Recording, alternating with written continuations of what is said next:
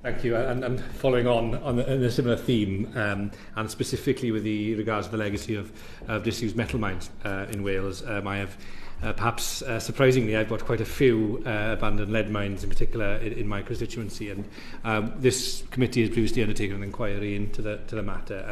And one of the things that the scientists that have given evidence to us have explained is that for many of these ancient or more than 200-year-old sites, the bigger problem is that the lead and the other heavy metals have polluted the river systems over many years at various flooding events.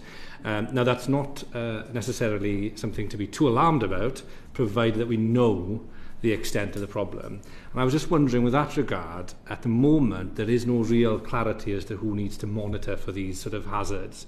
And I was just wondering, do you think there might be merit in speaking with colleagues in the Cabinet Office with regards to the National Risk Register, with a view potentially trying to see if it could be added as something, so that competent authorities then do have a prompt to just consider, right, in our areas we have over 200 disused lead mines.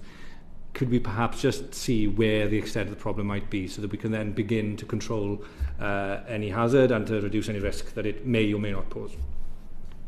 Yeah, thank you.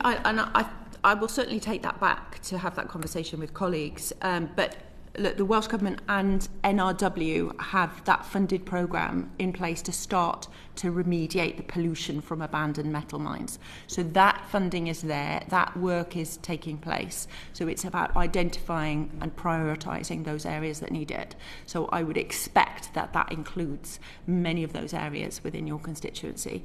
And that will be done on a cost recovery basis to deliver on this programme.